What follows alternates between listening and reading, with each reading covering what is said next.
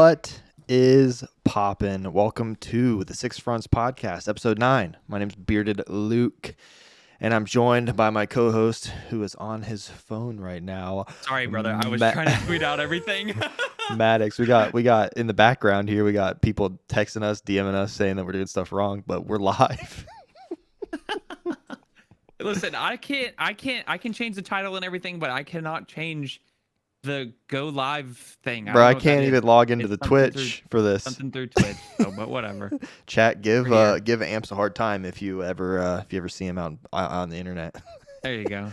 But anyways, what is up, everyone? Thanks for coming to another episode. We have a hot episode tonight. I'm really excited for really cool guests. But before we get our guests in here, I want to catch up with Maddox for a second. It's been about a week since the last time we hung out on here. How you doing? What's up?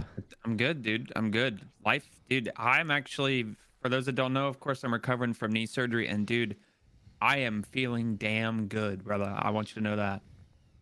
Shoulders feeling good as well too. Getting all my range of motion back, and just enjoying life. Making all my gym content. And yeah, this past week since last time we were on here, Maddox switched up some of his content, which has been pretty cool. You've been doing a bunch of like vlog styled, short form vlog styled stuff about the gym. It's been cool. I can see the passion in it. Trying to motivate others to just be healthy. That's all. With some good meme editing that I couldn't figure out. I'm trying, dude. I'm trying, bro. You do that stuff. I don't know what I'm doing. Me and Allie are watching it, and she's like, "What is?" Like when you drink stuff, and it's like. It's the Fortnite. It's the Fortnite shield. She's like, "What is he doing?" Dude, I'm trying so hard to like make it meme, but it's tough, and I don't really know a lot of editing. And I'm just like, well, that looks good. That looks good. Well, I laughed at it, so that's all that matters. I'm glad you're doing it. What about you, dude? You have a YouTube video coming out here soon, don't you? I do. So I have a YouTube channel, Bearded Luke, and it started out as Pokemon. No, it didn't. It started out as a tech gear games like kind of thing, and then I switched it to Pokemon, and then I switched back to tech gear games. So it's back to where it was. I only have 3 videos on there right now. I have a video about a keyboard, and I play controller, which is funny. A video about a chair, and then another video about a chair. And then now I'm trying to actually do weekly stuff because I like redid my office and everything. So I'm actually doing a studio. I'm excited for that. Doing like a full studio tour video. I showed Maddox the beginning of it, and I think he liked it a little bit. So I was very impressed. Yeah. So I'm excited. That should be coming out this week, which is exciting. So cool. I've been working on that and playing Destiny when I have a chance. My wife had COVID this week, actually. Oh wow. Yeah, I didn't really tell anyone because I was like, well, I have time. So like what I didn't realize, I forgot, is like, now that we have a child, like when your wife's super sick, I have to watch the kid. So yeah, I had to take all week off, and I was watching crew. Because you guys have had COVID before. I remember that, and you guys, it was like right whenever you guys moved. I had COVID first when we moved here, and then she got it while she was pregnant. And then it's been probably like a year since she had it, so she has it again. Right. She doesn't have it now. I think it's gone now, but good. She was down and out all week, so I got to spend a lot of time with crew, which was super fun. Crew's okay, yeah. Yeah, he's good. We kept him away from her. Like, he obviously hated it. He was like, he learned how to crawl, so he was like screaming and crying and crawling at her because he's like, "Where's my mom?" But it was a good week. She's feeling better. But that's what we've been doing all week. So I've in between watching crew, I've been trying to. Basically, let me just say this. I know this isn't like a parenting podcast by any means, but I gained a lot of respect for stay-at-home moms this week. Like, that is not an easy job. That is hard, it's a job. Bro. No, it is literally a job. A stay-at-home mom is a full-time job. That crap is hard, and I don't want to do it. So I give Allie massive respect. So good job, Allie. Respect to Allie. But anyways, enough about us. We're doing good. We're going to talk about Destiny. We have a really cool guest tonight. I actually don't know this guest super well. Maddox sent me one of his YouTube videos. Whenever day one of Ron came out, I needed to do it the next day during the 48 hours, and I had no clue what I was doing. So he sent me this guy's YouTube video guides. Dude, the 4 videos he made on every single one of the things literally got me through my day. Well, because he does them so fast, which is awesome. It was beautiful. Yeah. So, anyways, without further ado, I want you to introduce this man because you found him. This is someone that I actually like. Our team actually kind of introduced me to, because like they knew this gentleman just like through YouTube and stuff like that. I think it was Gray that kind of introduced us to him, and you know, I saw him on TikTok every once in a while, and I'm just like, dude, this guy just like gets straight to the fucking point. Like, here's the build, Here's my YouTube video. Go watch that shit. And then it's just like, damn, okay, I will then, I guess. And I tuned into his streams, and it's just, I don't know, it's just chill. It's like watching one of your friends just play the game, you know, and you like wish you could hop in every once in a while. But I am really excited to talk to him because I just been wanting to get to know him. He just seems like a really cool person. So joining us tonight, we have Mr. Gmeiners, is how it's pronounced. So welcome in, brother. What's going on, boys? Thank you for the kind introduction, and glad you guys enjoyed the raid guides. Dude, I'll tell you, when I make those guides, it is brutal sometimes. Like when we did Val, my team did terrible for the day one, and I had no motivation to put those out. I can only imagine. But like still grinded, so. But it's definitely interesting because like now with people doing day 2 clears, having the raid guides come out and having over a full 24 hours is significantly helped me. I want you to know that. It's different. Yeah. Me too. I was like, if you helped anybody, you definitely helped me. He's like, watch this guy's videos. I was like, who's this guy? Oh, this is sick. No, not in a bad way. Just 4 minutes, dude. Straight to the point. Yeah, that's why I was pumped. Everything so well, and I love to the point, and that makes it harder because I film and edit for a living. So like editing a video that's supposed to be long to be shorter that makes sense is not easy. So mad props to you on that. Seriously, I appreciate. You know what else helps with making them super short, dude? After the day one, sometimes I have no idea what the mechanics are, so I'm just like, guys, here's the guide. You know, obviously I know it's gonna help people even if I don't give them 100% of things, but I'm like, this happened. We have no idea why it did that. It did, you know. So there you go. Do with that information as you will, but that's really all I can give people. So yeah. Oh yeah. Well, G, tell us a little bit about yourself. We kind of a little backwards here. We started talking more about your YouTube real quick, but tell us who you are, what you do, where you do it, and just kind of give us your background on what brought you into first what brought you into streaming, and then secondly what brought you into kind of get Destiny as a whole. Yeah. So I'm G. I go by G for the most part, but my full content name is Gmeiners. So I mainly do YouTube. Got into streaming consistently probably within the last 6 months, but what really got me into content creation was when I first built a PC. Built my PC back in like 2019, and I had always known like people streamed, and streaming always piqued my interests. So I think over like the next about year from 2019 to 2020, I spent a lot of time learning how to stream, setting up overlays, just streaming, having fun, mainly Destiny because that was my main game. And then I quickly realized that like if I wanted to be successful with content, the meta wasn't just press go live, have fun, you know? So right. I think that next year, 2020 to 2021, I really focused on like just getting more YouTube videos out and really just learning through all my videos that did really, really bad that year. And then the next year after that was just kind of grind time. I took all of what I like learned for YouTube, really just made consistent videos, not the best videos to be honest, but I was consistent with it and really found growth through that. So then after about a year doing YouTube, started streaming, stuff like that. So everything's really come full circle, and yeah, it's been fun. That's awesome. Sick, dude. Where did you come up with your name? It's my name. Miners is my last name. My first name's Grant. So. Oh, there you go. I love that. Well, there you go. I would have never guessed that. That's a cool last name, Miners. I like that. I always had friends. I don't. You guys can probably attest. I always had friends, and they would make the cringiest gamer tag names when they were young. And so I made it when I was like 12, 13. So I was like, dude, I'm not doing some like Ninja Gladiator type weird. You know what I mean? So I was like, all right, we're just doing Miners. Tell you what mine is then. Bro. You were ahead of your time. You were professional. So whenever I first started gaming, I was on Xbox 360. And I was at the time I loved music, and I was absolutely in love with A$AP Rocky. And I'm like, dude, well, my last name's Griffin. And I was like, what can I do? Like A$AP something.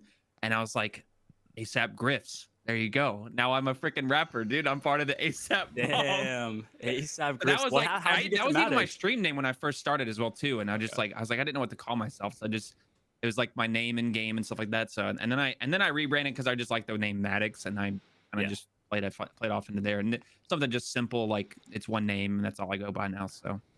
But yeah, the OGs know me as A$AP. A$AP. It's hilarious to still get called that. That's funny. Yes, sir. Mine was simple. Mine was kind of like UG. It wasn't. I didn't have any cool like name.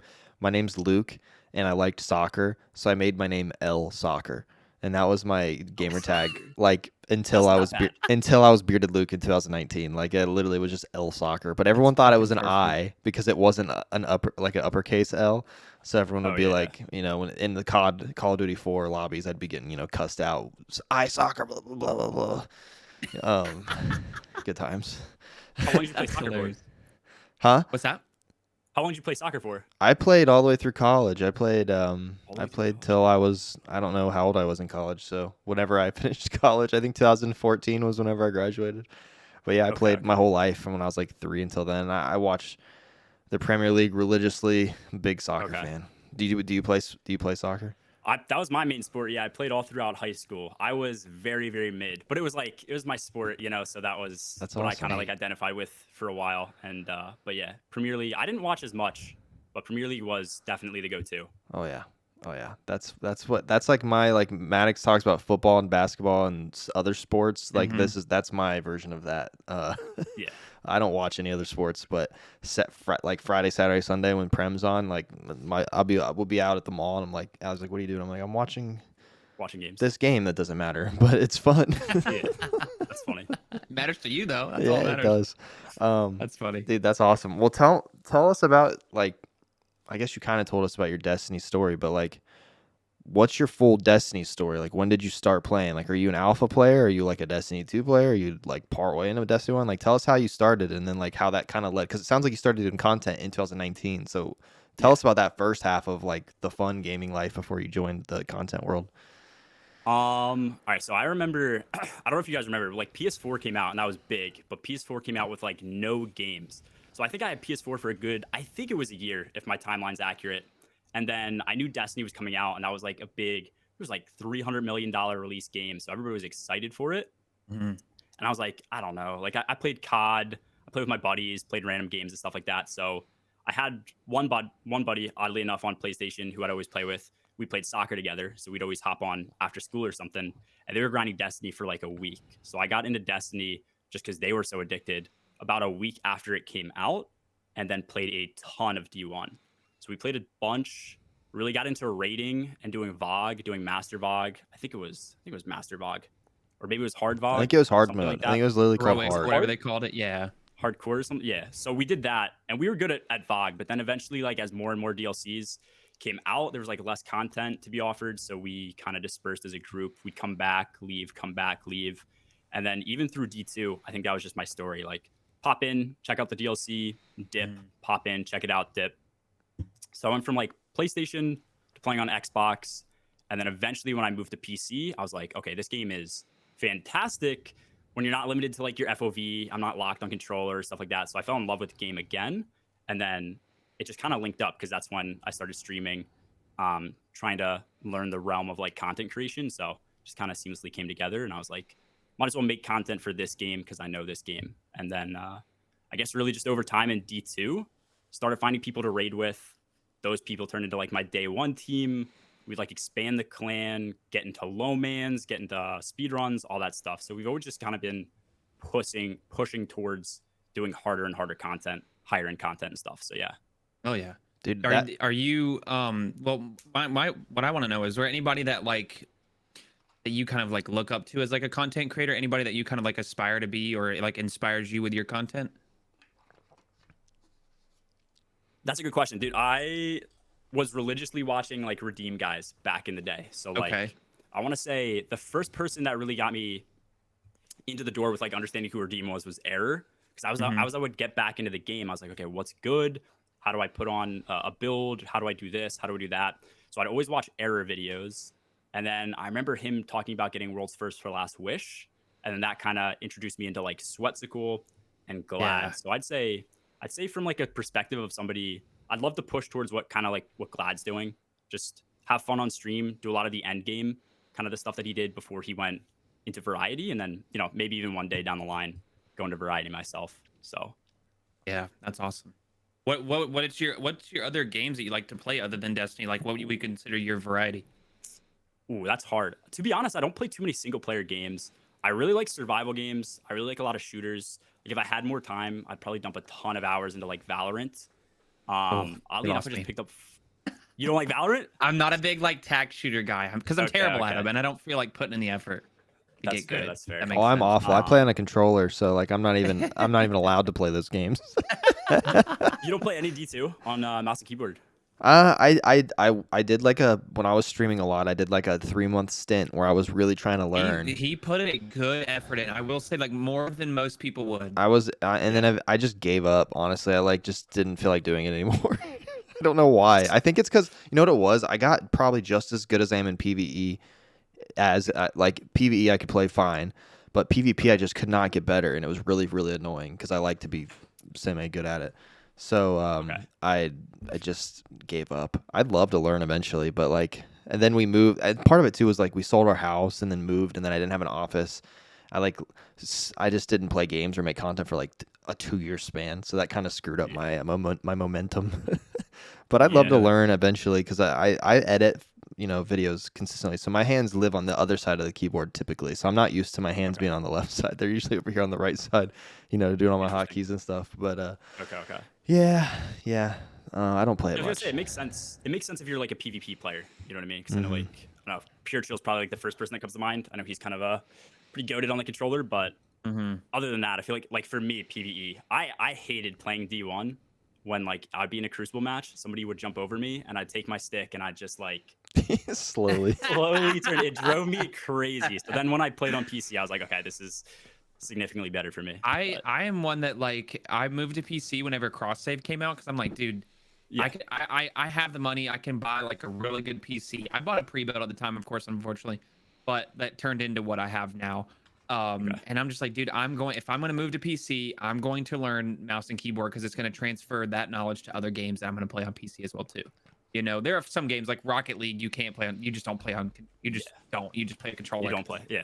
Yeah, like another single player games are just controller games.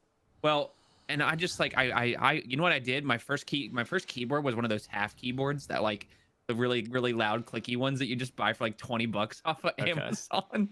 And then of course, like, just a terrible wired mouse and stuff like that. And I really just sat down and just played. I'm like, dude, I know I'm gonna suck and I know it's gonna be tough and my fingers are gonna get all discombobulated, but I just sat down and just played. And eventually I just stuck. And now I'm That's what like, everybody says. Eventually, just I couldn't sticks. see Yeah. myself playing controller now. Like, playing a controller in this game is just not it for some reason. It doesn't feel Yeah. right. I don't like it. It's slow. It's janky, and it's just. I mean, I pop a controller on if I just want to sit back and like just if I'm just like playing a strike or something, But Y- you won't see me playing a controller like in PvP trials, anything like that. Yeah. That's I will say that's the worst. Playing on PC, mouse and keyboard, all that. I have a brother-in-law and he loves playing like Xbox games. That's like his main thing. And it drives me crazy because now it makes me not want to play unless I'm on my own setup. If that makes sense. I don't know if you guys are the same way, but like I I feel that. cannot I see what you're saying. like I pick up the controller and it's a fun game. But if I can't like perform to my peak in it, I'm just like, all right, I'm not invested, you know? I feel that. Oh, I feel that feel way. that. I'm extra when it comes to a monitor. Like whenever I remember like that feeling Oh, when I He switched to is. I will PC. say that man is very particular about Bro, his like monitor. I gotta have. Well, I was running 1440p, but now I have a 4K. I gotta be running 4K, 144 hertz. It has to be a glossy display, and it has to have a high DPI or PPI, pixel per inch. Yeah. And I have all of that, and it has to. What It's is like very specific, and it's freaking nuts. But so whenever I go plan another thing, if I'm on sick, even in 60, I'm like, I'm like having a seizure. low Oh my FPS drives me goodness. crazy. What is a glossy display? What is the So difference? like pretty much every monitor has like a matte display. You know how it's kind of like Oh, yeah. it's like it's not anti glare, like there's no glare on it. Oh, A okay. glossy one's like glass, so like it's technically sharper, the image. And Okay. I only do that because I edit on this monitor too. So I'm used to editing on a 5K display, and I switched over to 4K with a lower PPI. So now this is turning into this is way too much information. Chat's probably like, shut up, Luke. But that's why this monitor was perfect. It's like by some random company called Doe, also like Doe Spectrum or something. I had to buy it off eBay because it's a long story. It'll be in my video actually that I make it on YouTube. There you go. But yeah, I remember whenever I played at a high refresh rate at 1440p for the first time, it like blew my mind. It was like I was in the game. It was crazy compared to Yeah. PS4. Like you're like this close to your gun because it's the FOV is so small. FOV, yeah. Dude, I remember after PC, I went back and I think it was Borderlands 3 came out, and we could play it for like free on Xbox. I went back down to 30 FPS. We played for like 40 minutes, and I'm like, dude, I'm gonna throw up. Like the FOV and the frame rate, it's making me sick. So Dude, I think that was the last time. I sat down today for the first time in forever on my couch. I hooked up my fucking Nintendo Switch to the TV and played Zelda Breath of the Wild, and it hurt my eyes. Bro, I no couldn't shot play you were for very playing long. that today. I was just playing that like an hour ago. I saw your message in Discord. I was like, oh, I have that. I want to go play it because I like set out to like find all the temples, whatever. Anyways, sitting down and like playing video games on your couch, it's just a vibe, dude. It's great. It's such an old like back in the day vibe where you're just enjoying video games for what they are, you know, and not worrying about. Bro, I got a else. PS5 for our living room to play Hogwarts Legacy with my wife. It's like I'd rather sit down there and play sometimes. I'm like, oh, this is what games are like. I don't have to be in my freaking chair, like straight up, like with all my lights on and my super nice screen. Like just you sit up tight with my mouse and keyboard. My problem though is I'm 30 and I'm like like anytime I play on the couch, like 15 minutes in, I'm like, dude, I was ready for a nap. I'm literally passed out at my couch like for 2 hours. I used to have it set up right back on this wall. My bed used to be here, like in the corner. I mounted an old TV that I played on a swivel, so it could rotate. So like I had a desk in the other corner, and then when it was like raid night and I was just chilling and we were going long, I would just rotate it over in the bed, baby. bed under the TV, just like that's game amazing. control. It was the best, but hey, now we've all upgraded to $10,000 setups. Yeah. Dude, I'm trying to get rid of this piece of crap PC. I'm about to get a beast. Yeah, I'll be surprised. Or I'm curious to see what you get. I'll tell you, I'm getting a 4090 with the 13,000K, whatever, i9 24, whatever. I'm getting whatever the best thing is with DDR5 RAM. It's going to be sick. It's going to be your camera will sick. stop freezing. It will. That'll fix that issue. That hasn't happened on the podcast so far. Camera freezes. I need a new PC, bro. Yeah, usually my screen just stops working for a little bit. I've seen it once before in like another episode. it'll just freeze and then. But when we use Discord, I nearly couldn't host because it was tough. That's the reason why we got the software. Yeah, because of how terrible it would just turn off like Discord? Constantly. I think it was Discord would just I was monitoring it when we were doing a podcast, and randomly Discord would use 100% of everything on me, and that's when that's whenever my camera would turn off. Just for like a second. So I think there's something wrong with this PC, but I'm getting rid of it eventually anyway. So good. Anyways, let's get into it. Let's get into the discussions. discussions. It's time to talk about what we came here for, and that's of course Destiny 2. I guess we have a little trend going on as our first little talking point for the past couple episodes. And G, as you know, we've had one of the biggest, most advertised DLCs come out in Destiny 2, known as Lightfall. What we want to know, and me and Luke kind of discussed this last visit. We'll kind of just give us a quick little synopsis for those that didn't watch our last episode of how has Lightfall been for you. So everybody has their own experience, everybody has their own opinions and stuff. But tell me, like, what has your experience been with Lightfall so far? I mean, I don't want to be negative. I'm usually somebody who's probably more pessimistic than optimistic. Well, feel free, brother. Go as hard as you want, bro. We don't care. I think I'd probably give it like a 4 out of 10 type deal. Whoa. I know when. Okay. Hey, I'm with G. I'm with G on You this. think that's low? I think it's very low. Yes. Okay. Yes. Well, okay. So let me ask this: I would have rated Witch Queen like a 7 out of 10. What would you guys have put Witch Queen at? I'd agree. 7, yeah, same I spot. think Witch Queen set the precedence for what Destiny 2 can be. Does that make sense? Yeah. Like a legendary campaign, a 3.0 subclass, a cool destination, crafting, crafting. Yes. What else? Like the Lightbearer Knights, like the just like very cool like stuff they added in that you can't do anywhere else other than Witch Queen stuff. Grind finish to level 30 like we do every single. No, I'm kidding. But I 7 out of 10 is Witch Queen is good. But dude, it's just me being a PvP player. It's hard to really say that Witch Queen was anything better than a 7 out of 10. Yeah, well, dude, PvP players get kind of shafted. Don't get me started. They're not even real. Back to tell me why you think Lightfall 4 out of 10. You're the lowest person. You're the lowest score so far. Okay, the trailers were sick. So it definitely, like I said, dude, most advertised DLC I think Destiny 2's ever had.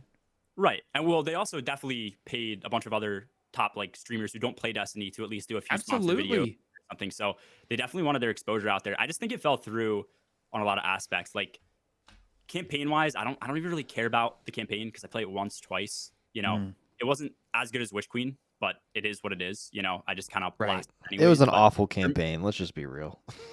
We all did it as fast as we could because it wasn't fun. Yeah. I boosted past it. I was like, I'm not paying this or playing this again. Oh, But, I paid for both characters. I just did my one. Yeah. Yeah. I paid for my third. But the building or build crafting, I thought the overhaul was going to be great, and I could redo a bunch of videos, put out a lot of content for that. So that was kind of a bit of a letdown. I think just some of the Do difficulty. you think it was too overall. simplified? Is that what you're saying?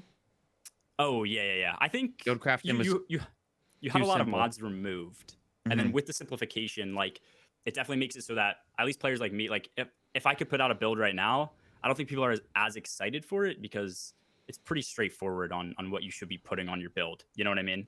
So, stuff to get your grenades, stuff to get your melees bags. Yeah, I agree. I totally agree with that.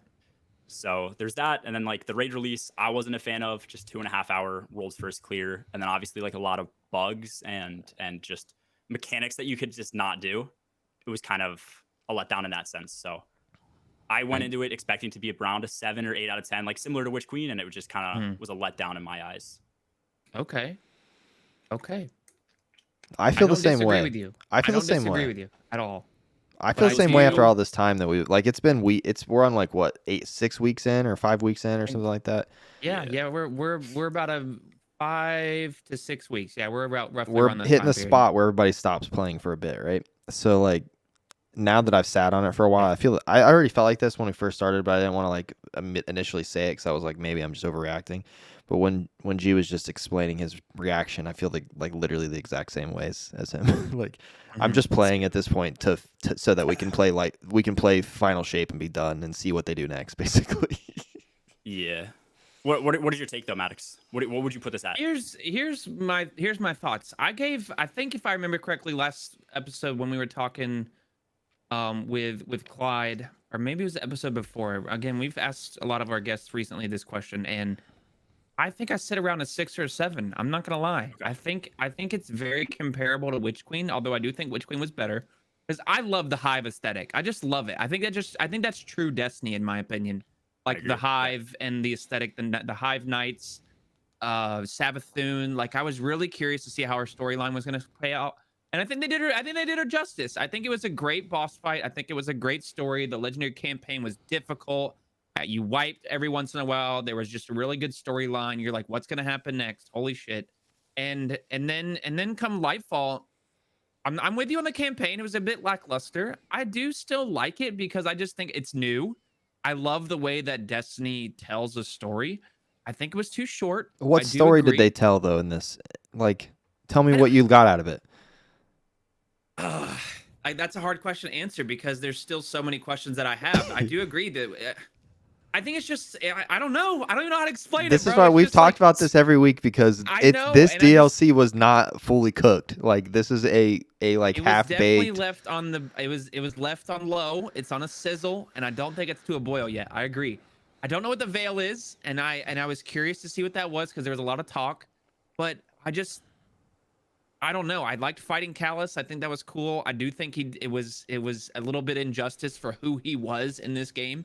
I think Callus is a huge part of what Destiny 2 is based off, the fact that he was our first ever raid boss, we're like, oh shit, that was just a robot, and he had this huge, light and dark room and stuff like that. He had his throne room and then he had the void room.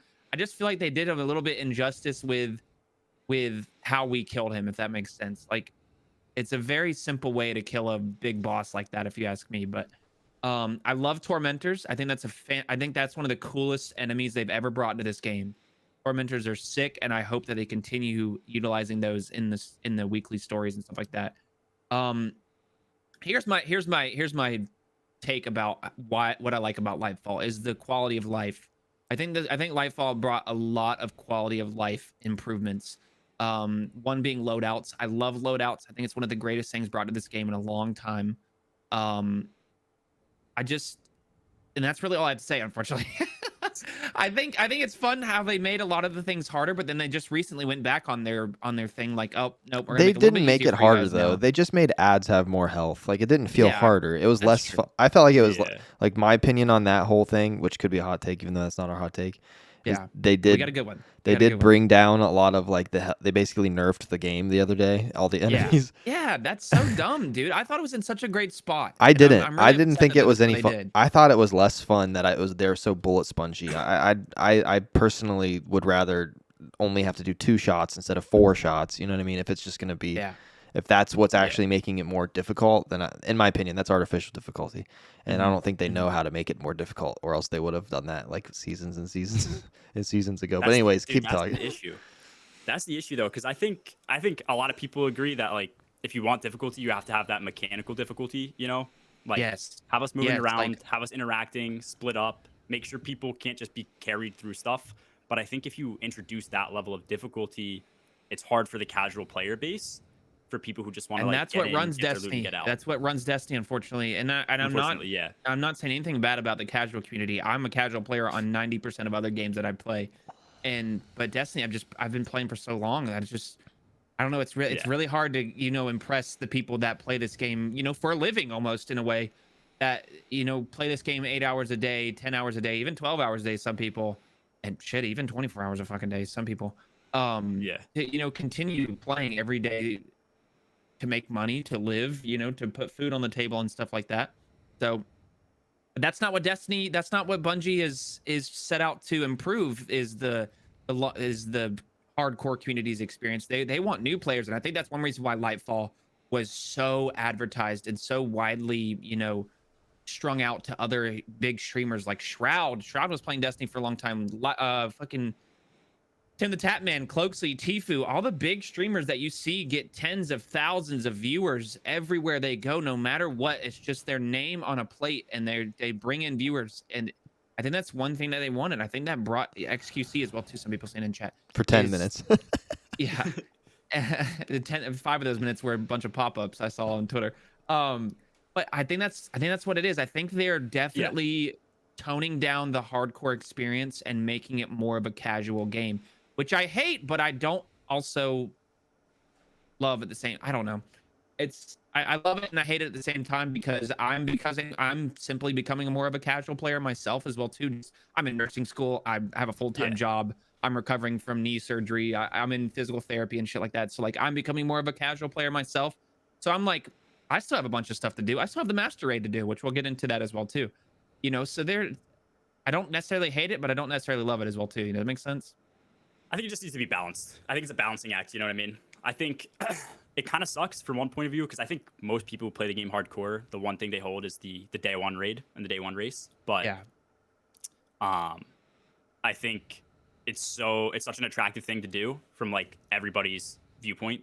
They want to do it. They want to experience something new. They want to beat it day one. They want that emblem that you can only get for a little bit. So for that reason, it's kind of hard, because that's the one hard part that we had, but everybody wants to have a stab at it. So it's kind of I don't know. It is hard to balance. I will give Bungie that.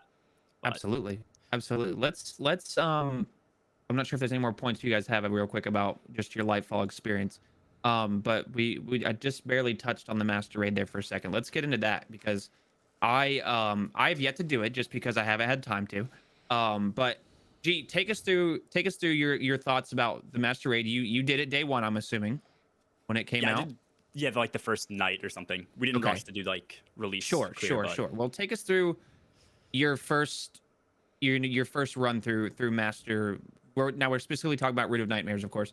Take us through your day one master clear, and just kind of what you thought about it. What were your first impressions?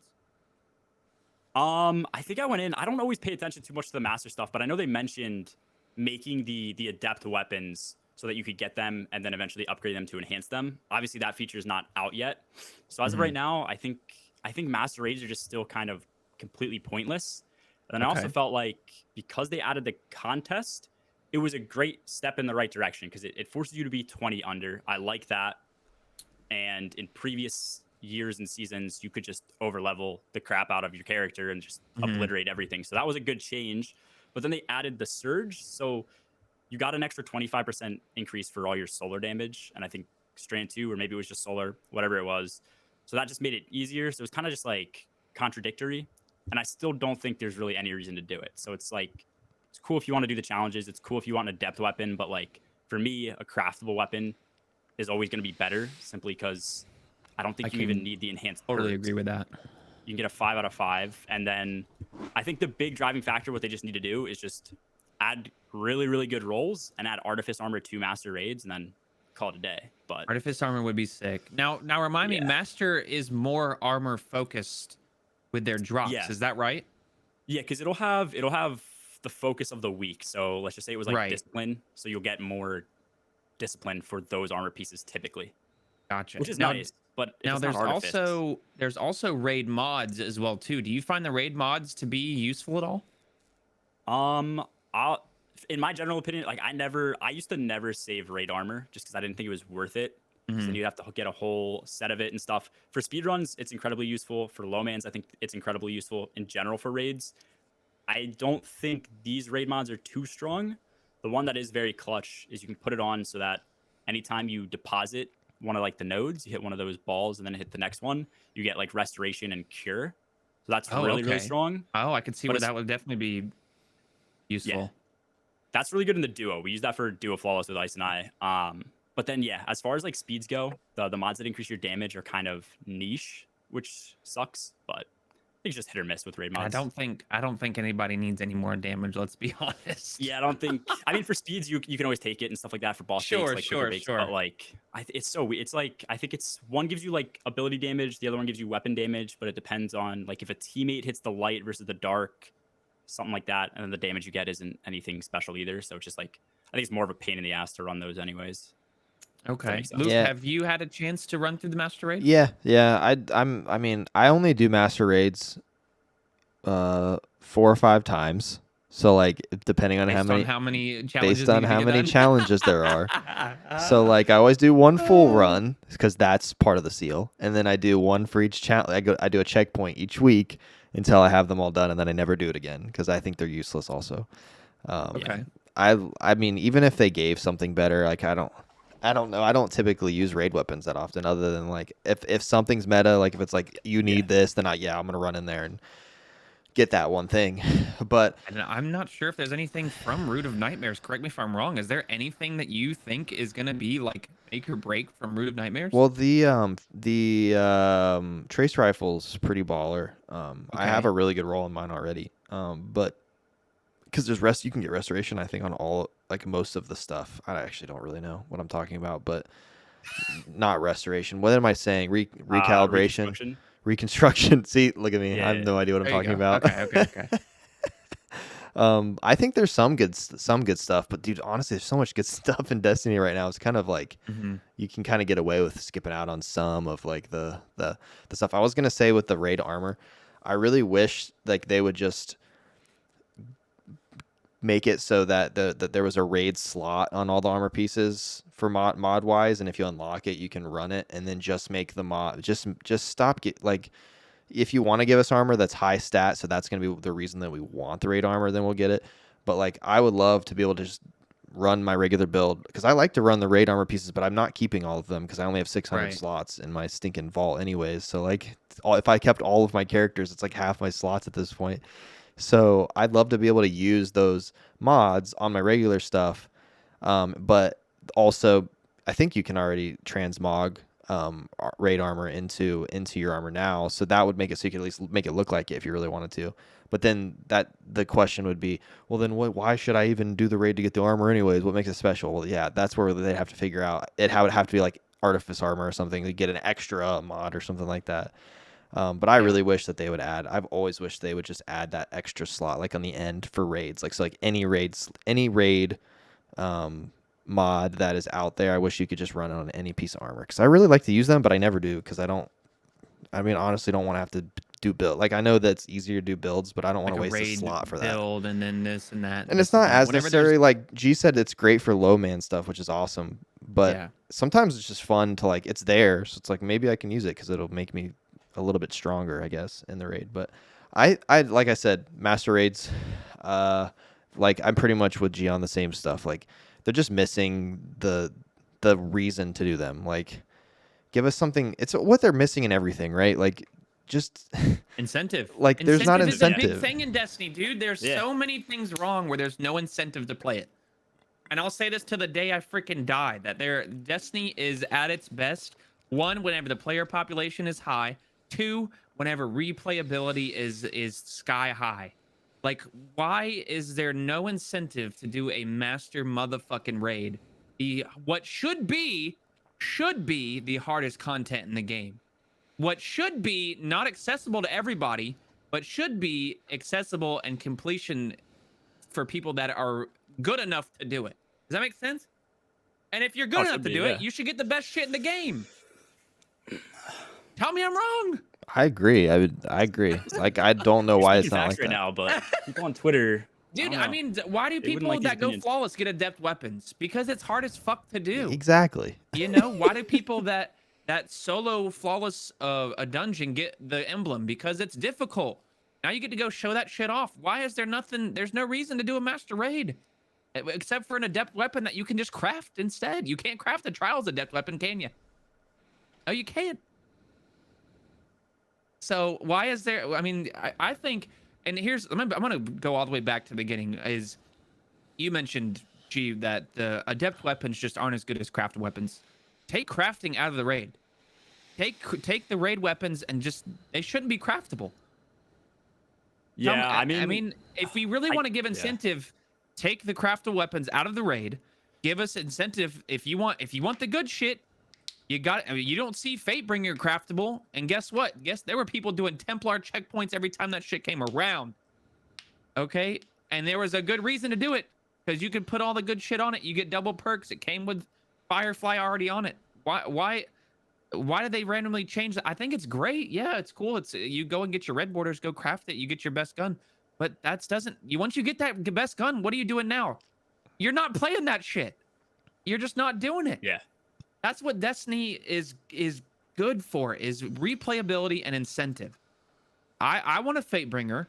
I want the best hand cannon in the game. So what am I gonna do? I'm gonna wait for Templar checkpoint to come around, and I'm gonna grind that shit until my fingers fall off until I get the best gun. And when I do get it, it feels just as good as if I were to get a Galahorn in D1.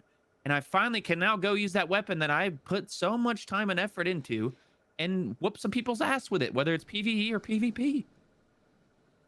Yeah, I agree with that. I don't know if I'd take crafting out of the raids because I will say the one thing that is Omega aids in playing Destiny is when you're just grinding and grinding and grinding and you just don't get the 5 out of 5 roll that you want. So I like crafting for that. Then. But yeah, I think for like a master raid's sake, they need to just up the red border drop rate to like 25, maybe even 50%. I'll go and farm the encounter that I want the drop out of, and then I'll get all my red borders done. Do that for maybe just do it 1 week at a time that you get the drop. Let us farm it, and then like that's your replayability right there, you know. But I think it just goes back to incentive, like you guys are saying. Yeah. I don't know. There's probably 10 to 20 things they could do to add incentive to master raids. So the fact that there's not one reason to do it is pretty crazy. But yeah. I don't know. And here's the thing is the difficulty doesn't really seem to match the rewards as well too. I think that's another issue that master raids have is the difficulty. As you said, you probably casually cleared it on your first go round. Luke probably casually cleared it, like didn't seem like it was any different than what day one felt like. It felt like contest kind of like. Yeah. So you know it's like day one all over again, and maybe a few more champions. Again, I haven't had a chance to run it yet, so I might be in the dark here, but. Tell me if the difficulty is worth the reward that you get. What was it? A sidearm was the first one? Yeah, the adept sidearm. That was pretty. That was a kind of a punch in the nuts whenever that dropped. But tell me I'm wrong. Hey, literally, it's because it looks like a nutsack. It does look like some balls too. I mean, I wouldn't even say that's really a reward too. So like, even if you want to go the route of saying like the raid is difficult, like I don't like we've already said that's not really a reward to get that adept weapon because you might as well just go and craft it. So exactly. It's, I mean, even if it was, and honestly, the raid's super easy. So I don't know. It's kind of a weird, kind of like a catch-22. It's not hard, but then you also don't get anything worth your time. So I'd say, yeah, even loading up the raid is kind of a waste of time unless you want to get the triumphs done. But that's where I'm at with it. Well, here's one way we can make raids harder. And G, this is your go round here. This is what you do. And this is, I want you to kind of first explain to us, for those that don't know what low mans or what speed runs are, this is something that is kind of I'd say it's a pretty knit community, pretty small community in Destiny 2, and of course was in Destiny 1 as well too, of just speed runs and low mans. Tell us, for those that may not know what they are, in your own words, what these two things are, and how you got into them as well too. I'd like to know. Yeah, so I think low mans are kind of easier to explain. They're just like, well, I guess speedruns are easy too, but low mans is just literally going into a raid. Typically not dungeons, because dungeons are all soloable, but going into a raid and then going in with either 2 or 3 players. So they're typically known as like trios or duos. And then every single raid that exists right now can be trioed and done trio flawless. So after you learn the trio, which tends to, even if you're new to low mans, be pretty easy, just because you can kind of brute force your way through it. After you do that, you can kind of go back and try and do it without anybody dying, and that'll be your trio flawless. And then 3 of the raids, which are Deepstone, Root of Nightmares, which just came out, and then Fog, they can be duoed and duo flawless as well. So that's low mans. And then speedruns is pretty much just going in with 6 people and doing the raid as fast as possible, but with some skips, some other manipulations to mechanics. And the main thing is you're running a timer when you do it. So it's known as RTA, or real-time attack speedruns. And so there's some other things in there to make sure everybody's at an equal playing field. So we just did Deepstone Crypt, and the amount of XP you got in the game, for example, was so high that it would lag the raid out. So at a certain point, we would all stop moving, and there was like pauses implemented. So we'd pause our timer, wait for that XP to catch up, and then go. And the same thing like exists for load times, so that people on console who load slower can also be on like an equal playing field. So those are kind of low man's speedruns. That's cool. Bro, you guys are cracked. Like, you guys are like this little tiny, like the small community of people that are so stinking good at video games. It's like so impressive. It's funny. It's mad funny respect. Because I'm terrible, which I know, like in Bro, hindsight. No like, way. You're saying that, like, but there's so many people though that like make me look like ass. You know what I mean? So there's like people who are getting like records, people who are doing some of the first low man. So a lot of those, I agree. A lot of those guys are very cracked as well. But yeah. So how many of those you mentioned the trio, all the trios, everything can be trioed, everything, or 3 of them can be duo. Have you done all of them?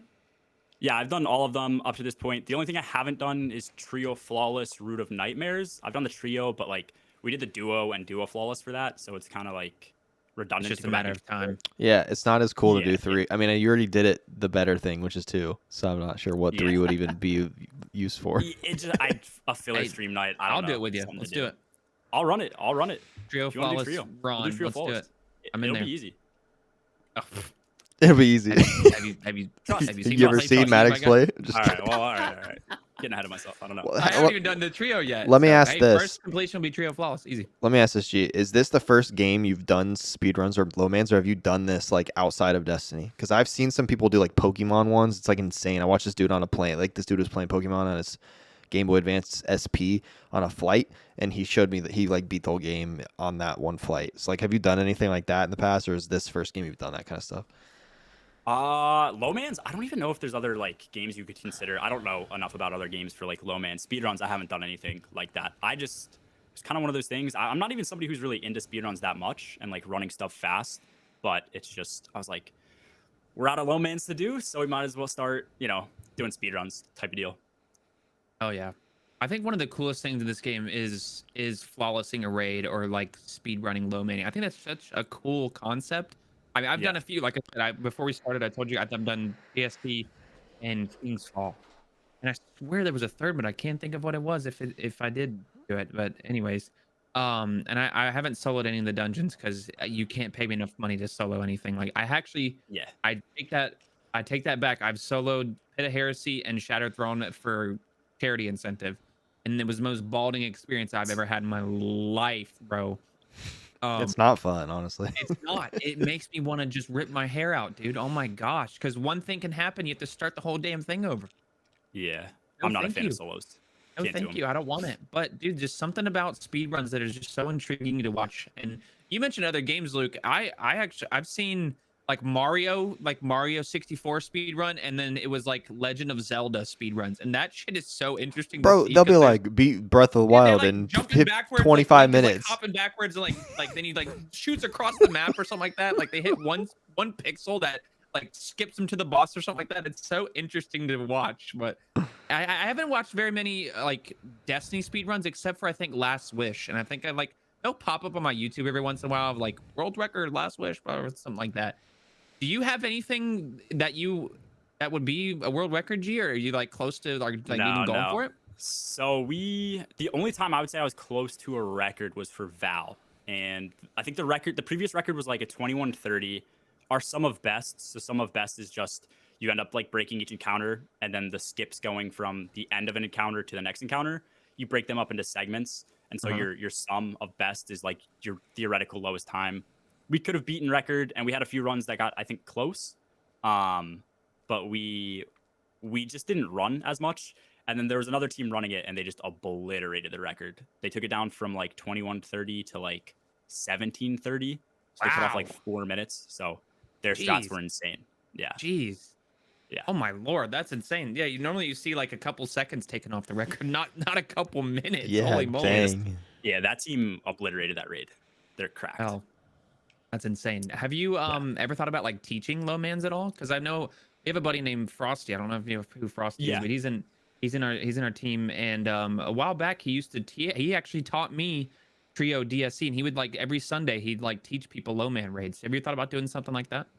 Interesting. It depends, because it's hard. If I did it on stream, maybe. But I know there are some people in the low man community who are a bit trolly and a bit there's a bit of toxicity there. So you got to be careful with that and who you let on stream.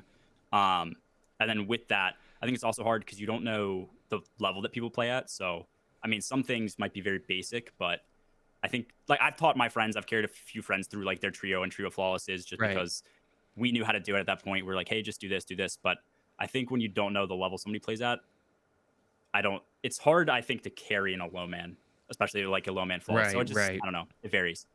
Yeah, and DSC, I think it was pretty mechanic heavy for just a trio as well too. There was a lot of times where we had to like, he's like, okay, this is what we do. We have to stall here. We have to hand you the ball. While I'll take this there. You stand there. Make sure the captain stays alive, or something like that. There was something in particular that, and then you get to the descent one, and that one was just like holy shit. You just like try to figure out what the hell you're doing, and I don't really remember a lot of it, but man, that one was just a lot of fun. And once we completed it, it's just the satisfaction you get from completing that was so fun, and so it felt so good. I think this is one of your buddies in chat. It goes by Myth. He says, "What's your favorite speed run?"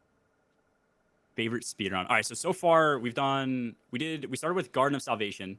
I think Garden's probably gonna be my favorite. After Garden, we did Val, and then after Val, we did Deepstone Crypt, and then I did also run the dungeon Spire the Watcher. So I would say from a dungeon perspective, Spire is probably my favorite, just because we were actually close, I guess, to getting a record, depending on who put their times in when, and if we were able to like get extra time off of our run. But that was fun. There's not a lot of RNG in that.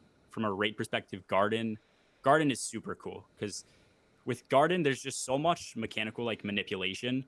You go from like first encounter, you have 2 or 3 people skip to the second encounter. You place like perma flags so that when people join, you can rally, get ammo. There's something called like zero subs. So there's like mechanics to making the second encounter go super fast. And then the current record does the third and fourth encounter at the exact same time. So it's wild. It's wild. Oh, I need a link to this YouTube video. I'm very intrigued. It's just a cool raid. It's a cool raid, but I think a lot of people also hate Garden. I love Garden. Garden's my favorite raid in D2. One of my favorite raids in D. My favorite raid in D2 is Garden. In the game. Oh yeah, here we go. That's why he likes Garden. That's your computer background. It is. It's like Warlock Ophids, Gospel, something like that. Yeah, yes, sir. Love it. That one's dope. Just because like, there's so much you can do behind the scenes to take off seconds. Cool. That was the first raid I did flawless actually ever was GOS, because I've never done speedruns or low mans, but I've done all the raids flawless, well except for the newest one. And GOS was the first one I did flawless for the seal. At the time, you had to go flawless for the seal. Yeah. You don't have to anymore. But that raid was fun to do flawless. Honestly, it was tough. One of the hardest parts was getting through the washing machine and not die. Like getting through the washing machine and not dying. Oh, the windmills and stuff. Yeah. Oh, good times. Dude, Garden was hard. Yeah. Go ahead. When it came out. Oh, I love garden. I think it's so cool. And I've someone says we love moats. Yes, we love moats. Um, but without talking about like ancient gospel, I just love the aesthetic. I love that it's actual garden. There's a bunch of trees. I love the minotaurs. I love the final boss as well too. I think that's such a cool boss fight. You have the builders, you have the people that are gathering moats. You have to let them in, let them out, all that good stuff, and make sure you're really close to. I just think it's a really unique raid. I think it has a lot of cool. I wish I had more weapons to choose from other than just a bunch of specials Yeah. or energy weapons. But Also, lore um, wise, it doesn't make any sense to me. I have no freaking clue what we're doing in there, but it looks no cool. idea, absolutely no idea whatsoever. Why we're But it fighting was that so dude? good they Or... remade it and put it in Inspire the Watchers, so we love that. Yeah. Um, but talking about speed runs, I think what would actually be or low mans and I guess just flawless raids as a whole as well too is I think one of the coolest things that was brought to raids was Petra's run. I love how like you have that like if someone dies you start over no matter what, like the game does it for you type deal. So there's like a lot of pressure on you. And I remember doing Petra's run for the first time. And what it was is I was doing a 24-hour stream and we got just a bunch. I was like, dude, who wants to do Petra's run? Like, I've never done it before, just like as content because it was like midnight and I'm like 12 hours in. I'm just like, who wants to do this shit? Well, there was a lot of people and I got one of my buddies that was like really good at raids. His name's Pork. And I let him be a captain. So we had like 11 people to choose from, or 10 people in this case. And we did like a little draft and we raced. And the first person that got done just was, got bragging rights, whatever. And his team finished it first go round. And my dumb ass like fell off on the jumping puzzle and stuff. It was hilarious. But dude, that whole just concept of like having the game just like wipe you instantly the second someone dies, it was so cool. And I wish they would implement something like that into all the raids as well too, where like you had to like put a code in or something like that, or fly into a special node and or whatever to have that kind of pressure to do a flawless raid. I don't know why, but I feel like that to me would make me want to do a flawless raid more often, if that makes sense. Yeah, if it was like, yeah, they could do that. They could do a ton of stuff like that too, like force Absolutely. you to use. I know people hated the what was it called? What was do you guys remember Levy? Was it prestige raids? That type of stuff? Prestige raids. Forced loadout? Yeah, they did. Okay. They did that. They did that for. I know people hated that, but Fire the Star, I mean, Stars of the Spire of Stars. Spire, Spire. And Eater Worlds and Levy all had their prestige, all had specific loadouts. And at that time, there was double primary. So you had like a scout, and then even sometimes it'd be like anything. You could use anything in like your loadout energy, and then it was like fusion rifle or something like that. Yeah, I think they could do a lot like that. I think that'd be cool.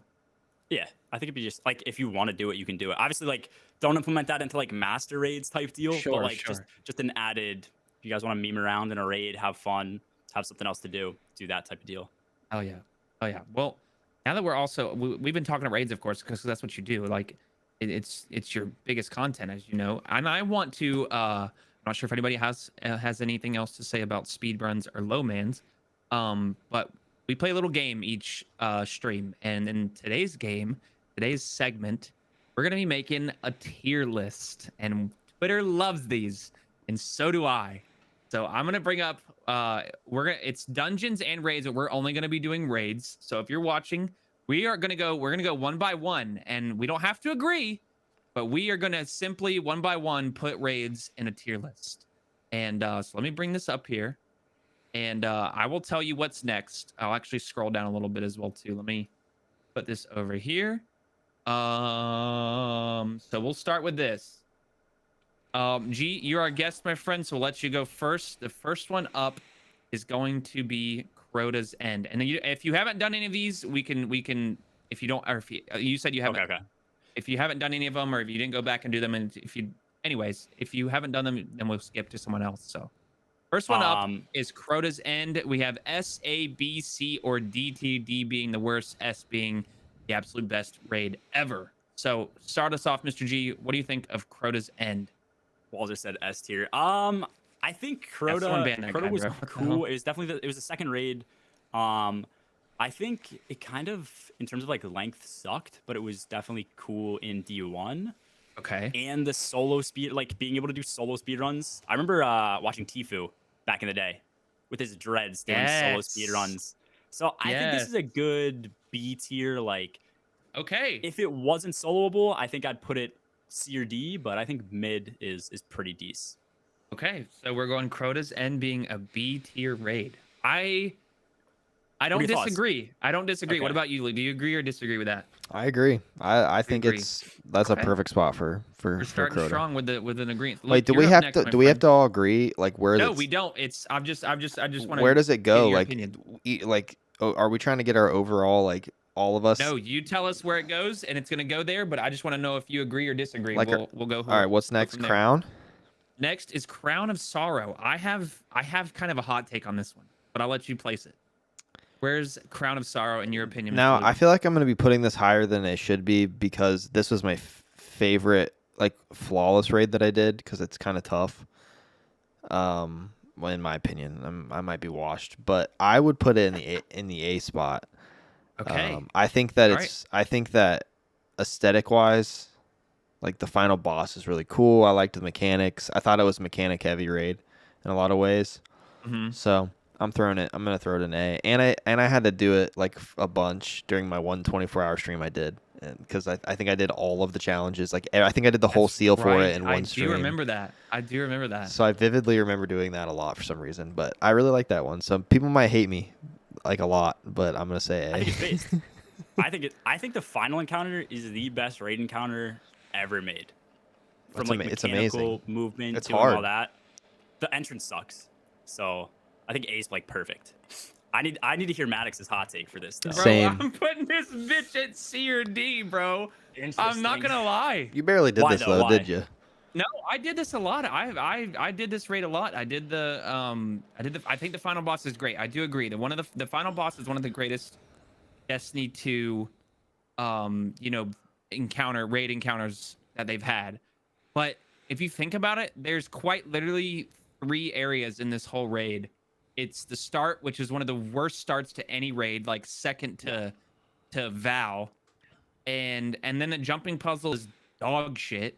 And then the final encounter the final room is the last 2 encounters. Yeah. That's not a raid in my opinion. I don't know. Like that's I agree with that don't too. like it. I think it's a C or a D in my opinion. I think the only good thing about Crown of Sorrow is simply Teraba is a great raid exotic, and the armor does look kind of sick. I will say the armor's sick. awesome in that And raid. the final boss is very mechanic heavy, and it was tough. I will say it's a very tough final boss to complete. Dude, that dude kicked me into the wall on my flawless so many times. I don't even want to think about it. Yeah, I go the final boss puts it at C, but if the final boss was bad, it'd be a D tier. I'm not a big fan of Crown of Sorrow. That's just me. But all right, we're moving on. DSC. This is my choice here. I'm gonna put this.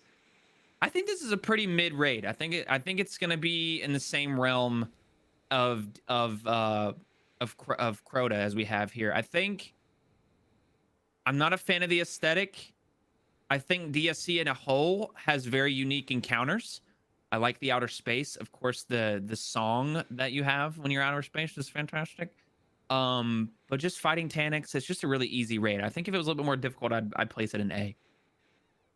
That's my thoughts. You guys agree or disagree? I would give it, if I didn't like the reconstruction that was added into the game on these weapons, the perks are pretty flawless. I would give I'd give it a D because I hate this raid. Okay. Interesting. I think DSC is awful. It's like, it's not super long, but it's like awkwardly long in my opinion. I don't know why. Maybe I'm just like tortured from the day one. That's a very good point. This is the one day one that my team, I had to get off at 6 a.m. because I work at a church and go to church, and then they finish 2 hours later. So this one kind of stings in my mind, to be honest. I spent like 20 hours or whatever trying to do it and didn't finish. So like, screw this stupid raid.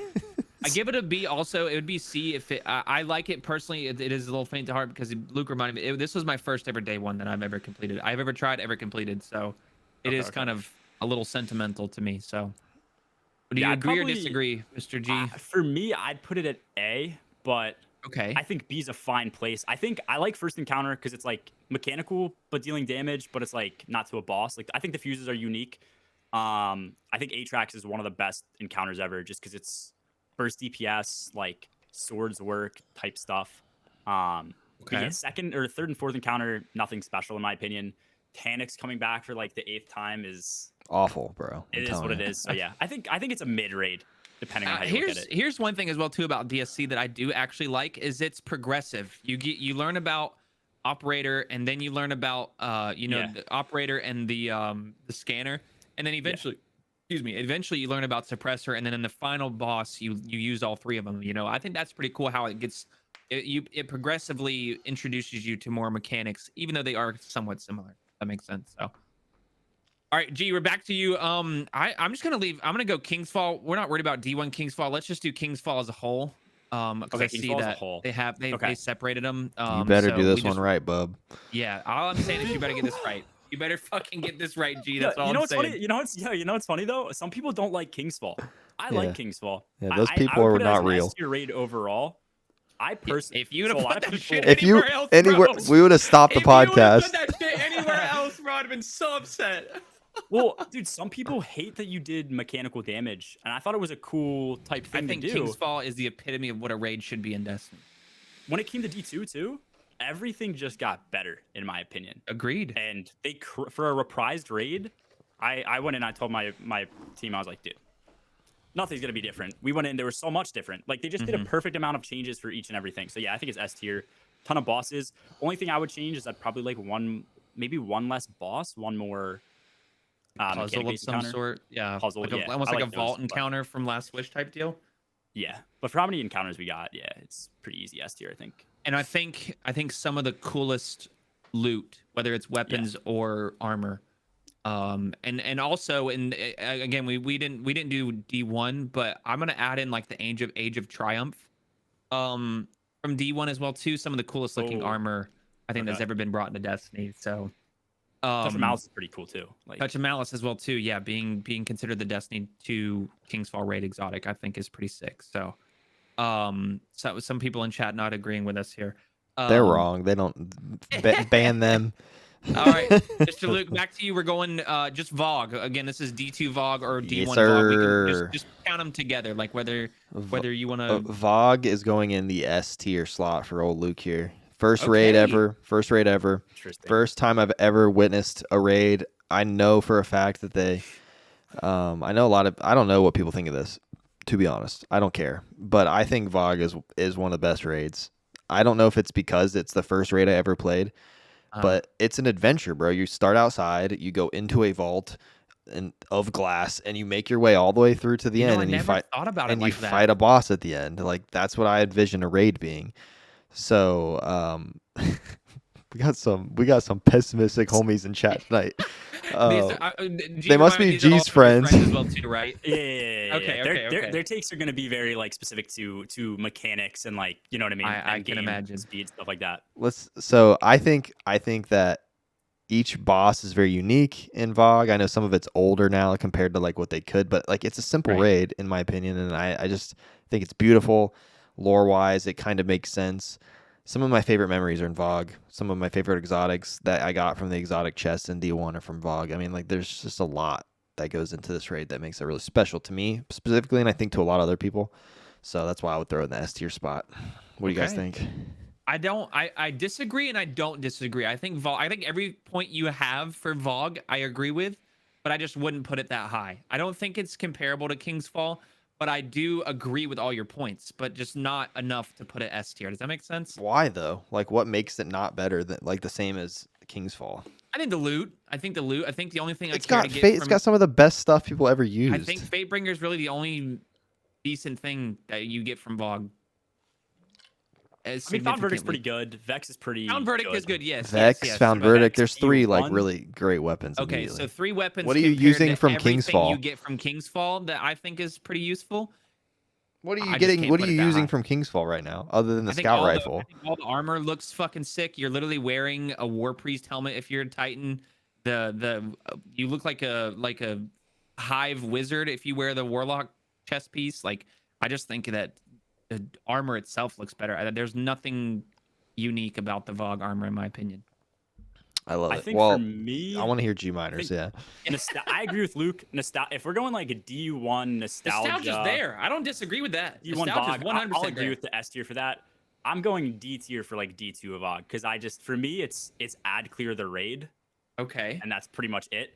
I don't think, like, mechanically speaking, I don't think it holds up to a lot of other raids, but it makes a lot of sense because it was the first raid, if that makes sense. So I don't think you can compete with what's Now, gonna. G, you mentioned with later. King's Fall that they did a great job reprising it into D2. I think they did an excellent job reprising VOG into D1, D2. I think they really truly did. Day one experience, there was a lot of things that like you had to realize are different. You know, shooting the oracles in order instead of just randomly. That was a good change. I think they did a great job reprising it. Of course, it doesn't make sense with the storyline that it was brought into, of course, because we knew that. But I do think they did a great job, and making Vex the final thing was really cool. Seeing just Vex come back as a whole and being really strong whenever it did come out, I think was definitely a great way to bring VOG back to what it was in D1. I do agree that they did a great job doing that. Yeah. I'm just gonna be on. I'm just saying. I'm must just be an old man because I still think it holds up in D2. Like I genuinely do. I don't disagree. I think some of the stuff Like they've I said, I put an added, A. like when we get to Root, I think Root's awful. I think it's a terrible raid, That's to be fair. honest. And in every possible way. That's what this whole segment's about. So, all right, let's move on. I don't want to argue about it. I'm just gonna say I agree with you guys in some ways. This is duality. So again, we're only doing raids, and we've already done King's Fall. So this is Eater of Worlds. This is my choice. Eater of Worlds is better a raid, put in my it under opinion. the map, bro. Just Like, get it off of Eater there. of Worlds, you got 2 weapons to choose from. The raid armor was god awful. Eater of Worlds itself was just, the whole first encounter was jumping puzzle and then ad clear, and then the first actual encounter was like setting up for the boss fight, if I remember correctly. Like The mines or whatever it was. yeah, like that's quite literally it. Yeah. Like this isn't a raid in my opinion, and I there's nothing else to really say. I think Eater of Worlds is terrible. I don't know if you guys agree or disagree. It's the worst raid I've ever played. It's so boring. I think it's pretty bad. I think it's pretty boring. It was fun to go around and just like have a raid to do, I guess. Yeah. If you just wanted to chill with the boys, but not very fun. It's your pinnacle or something, whatever it was at the time. Yeah. It was cool. I did like it. I liked shooting out the cannon. That was a lot of fun. But and trying to hit all the rings to get the exotic chest. That was cool. I did like that implementation. Boss fight, yeah, it was pretty cool. Having to bring the Vex craniums, I think it was pretty unique. But that man fell over. Like it didn't seem like he had a lot of health and stuff. But there's nothing really much else to say. You got 2 weapons. You got a sidearm or a GL. I think. Plus, it was a raid It's layer. awesome. Like it wasn't even a full raid. Okay. Yeah, exactly. So doesn't even count as a raid in my opinion. So Luke, up to you. You got Garden. Where are we putting it? Wait, did Gminer? Did we skip Gminer? I'm sorry, did I skip G? We I'm sorry. skipped G. But Okay. I know where he's gonna put it probably. Where are we putting it? No, I'm gonna put it A tier. I don't think it deserves an S tier spot, but Okay. I'll be real. If I was doing Garden when it came out, I wouldn't put it up this high because I didn't think it was that good. But then looking back, I think the day one experience with, I think it was 96 teams beat it. I think that's a perfect level of difficulty. The day one difficulty was flawless in my opinion. I will agree. That was a hard one. I spent 18 hours. We got the final boss. I did a watch party for it. It was right around the time because I started streaming right around before Shadowkeep came out, and so I did a little watch party, like literally just myself. No one else even showed up, but shut up. I was probably there. It was so cool. I didn't know you then. It was so cool. Just seeing. I think I was watching Fami. I was watching. I was watching Glad, Gigs, Dado, all the guys. I just had them. I was like, dude, this is so fun to watch the world's first race. And I think Garden was a fan. Like every encounter, I was like, oh my god, this is so cool. Oh, what's next? Oh my god, these guys moved on. Holy shit! And I just love Garden as a raid. I truly do. I think it's very aesthetically pleasing. The armor, I like it. Some people say that's not good. I hate. I truly like the armor. I think it's unique. It doesn't really look like much else other than like that one Eververse set, but just kind of alter a little bit. And then of course, greatest hand cannon ever made. Can't really do much other than that. So. For speedruns and low mans, this is my favorite low man, like just trio, casual trio. It's fun, engaging enough, but it's like you're not sweating during any part. And then for speeds, as I went over, it's a fun rate to just sit there and like learn. So I think A is pretty good. I have trio Goss on my checklist along with trio Ron. So I'm gonna hit you up here soon. You never know. He might have to teach me that. Oh, to do. Yes, sir. We'll run it. All right, Luke, back to you, my friend. You have Last Wish. Where we put Oh, dude, Last Wish is S tier. Yeah. That's one of the best raids ever. I mean, I'd say like if I had to rank them in order, it would be like King's Fall, then Last Wish. I think they're so easily interchangeable. The Dreaming City is one of the most beautiful locations in Destiny. There's a dragon. Like it's a full storyline. Like it's the same as King's Fall. Like you start outside and you make your way in and you fight all the way to the bottom and you fight a boss that is like not really someone you want to fight against, but then there's like an after boss thing that doesn't happen very often with more mechanics that are kind of difficult and really communication based. Back in the day, now people can just like smash through it, and it was one of the coolest day ones I've watched. By far. Like 18 and a half hours, dude. That's wild. I think that it's amazing. Now, listen, chat and listeners are going to be mad at me. I've never done legit Riven. I would love to. Oh, Luke! I would love to. We talked about this on the podcast before when we did Destiny Nerds. I want to do it. Checklist. I have always wanted to do it, but there's never we been need a checklist of things that we have not done, Luke, and we need to complete them. I want to do it more than anything. It's just there's never been a night where people are like, "Do you want to do legit Riven with us?" Like, well, yeah, there was really no incentive to do it at the moment, but dude, legit Riven is so good. And let me tell you as well too. I think a lot of people don't understand how good 1,000 Voices was when it first came out as well too. Like that shit was so cool to see. A fucking you basically had a dragon in your hand shooting a beam of fire. Like that's just wild. I think that's one of the coolest raid exotics that they've ever came out with. And then Last Wish is fantastic. Did you ever hear the audio bug with Last Wish when it came out? Yeah. It was so bad. It just destroyed your eardrums. I don't even what was remember the audio bug. You would shoot it and it would just be like scream. Yeah, it was so loud. Yes. Yeah. Yes, I do remember that. It's similar to the recent one in King's Fall where it's just loud as fuck. Wait, I do remember that. Is it Golgi? It was Golgi, right? Yeah. Golgi it's would like that. scream at you. Yeah. It was a very loud like witch scream. Yeah. It was it was very similar to how the Golgi scream was. I do remember that now, yes. But I totally agree with you, Luke, here. S tier by far, Last Wish, 100%. It's very similar to how I thought about King's Fall. King's Fall just reminds me of like what a raid should be in Destiny, and Last Wish just checks every box. Like that Forsaken was like D2's golden age, Taken King, basically. It was the thing that revamped everything, and agreed. And people will never forget about it. It's kind of like annoying because it was so good. There's probably not going to be anything as good as that again until the next thing. But G, what do you think? No, I agree. I think it's pretty hard to put it anywhere other than S tier. Yeah, some of your buddies aren't agreeing with us, but it's okay. Yeah, some of my buddies have L takes, is what we call them. L takes. Oh goodness. All right, what we have up next again? We're not doing dungeons or the D1 version. So next we have Callus. I'm going to put Callus. I'm gonna be a little generous and I'm gonna go B tier. I think this being one of the first raids ever introduced into Destiny 2, it did a great job. I think the encounters were really cool. How they switched every week, where like the encounters were in different order each week.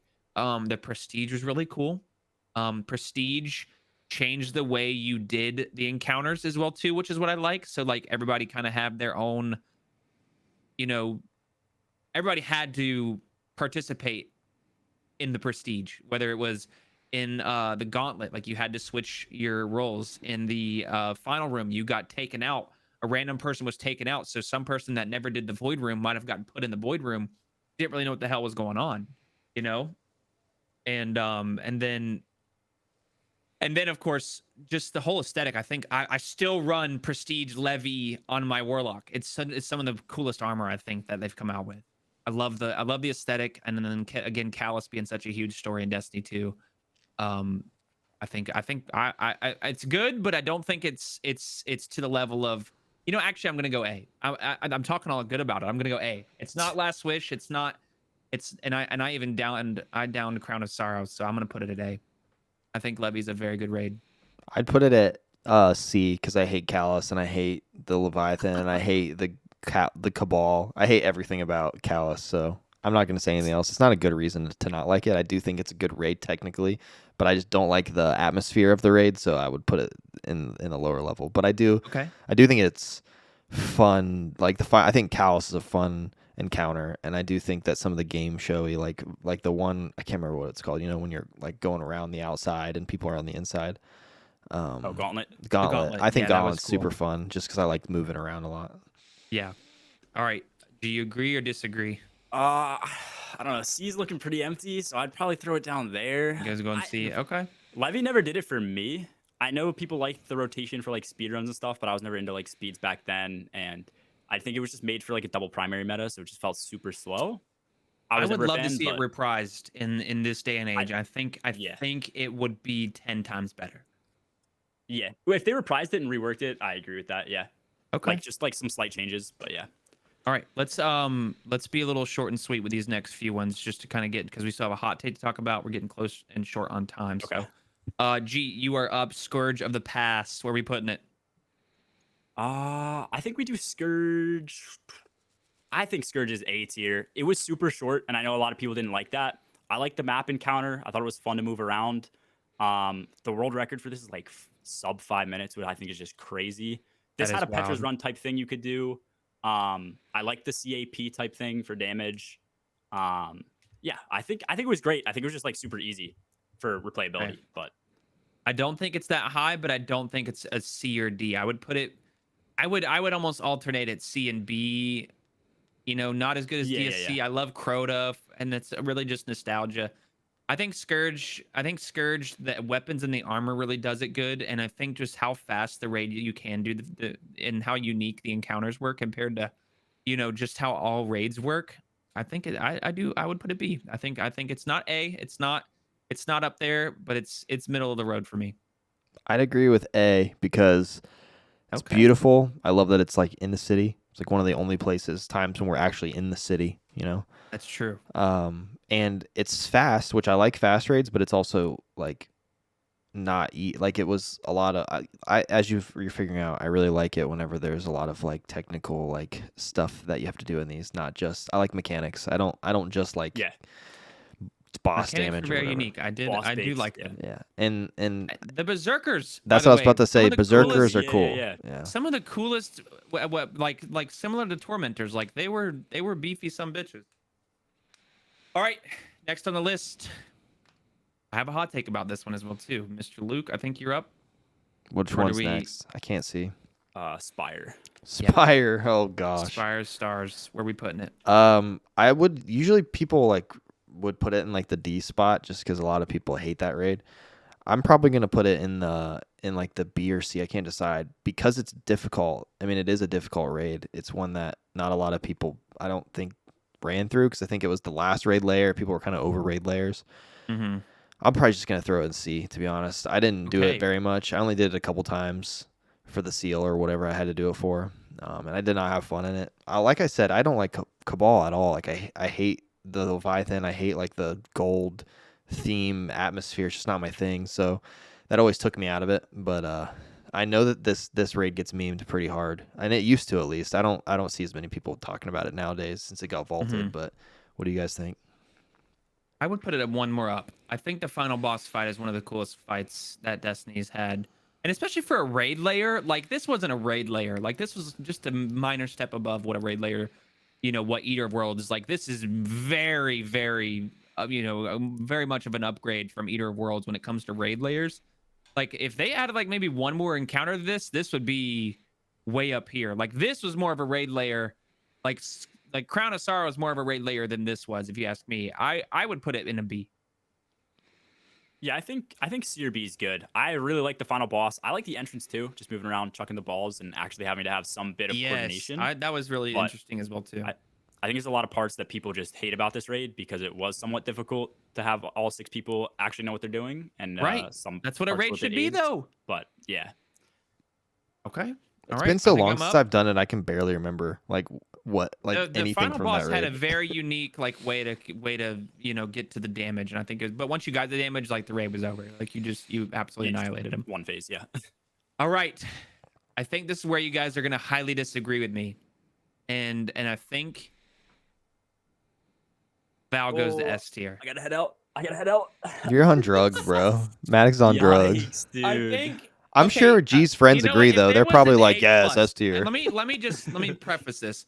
This is A, but it's an A plus. It's Okay. not comparable to King's Far Last Wish, but it is better than what we have in the A tier. This right here, the all the weapons are fantastic, by the way. Like this is one of the best raids we've had when it compared to weapons for Baron, Submission, Cataclysmic. You even have the Fusion, which is somewhat decent. The armor is very unique. It has moving pieces on the armor. All the jumping puzzles were sick. The encounters themselves are very cool. You have a red border chest. You get red borders at the end. Rolk kicks the fuck out of you. Like Rolk is one of the coolest final bosses I think we've had in a long time. It's A plus. It's not A. It's not S, but it is very close to being one or the other. That's my opinion. I think I'd probably put it B or C tier. Payload sucks. Just it's ass. First encounter I like. There's a lot of movement involved and stuff like that. So I really do like first encounter. It just feels engaging. I don't like Caretaker because it's just pretty much the same mechanic for the entire raid. So by the time you get to Caretaker, it doesn't feel special. Plus, it's just stand on 3 plates. I don't think third really does anything special. I agree with Rolk. Rolk is one of the best boss fights. But mechanically speaking, just like doing the runes and calling out, doing the same mechanic for the 4th time in a row, to me, just that's what doesn't make it S for me. Is the repeating mechanics. It's above what we have here, Leviathan and all them, but of course it's not Last Wish, Vogue, and all that stuff.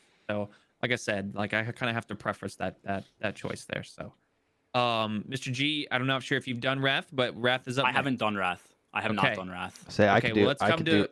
do. Yeah, say I can do Wrath if you want. Yeah, we'll give him Root of Nightmares then. I'll throw Wrath in. I feel bad because I don't want to put everything in S tier, so I'll put it in the A tier. Okay. Because Wrath's a freaking cool raid. Like, Siva is fucking gas. It's such a cool raid. Siva. Like the final boss is so difficult, and you just have to jump on his back at the right time, and so many warlocks just fell off the edge. Like it's just like.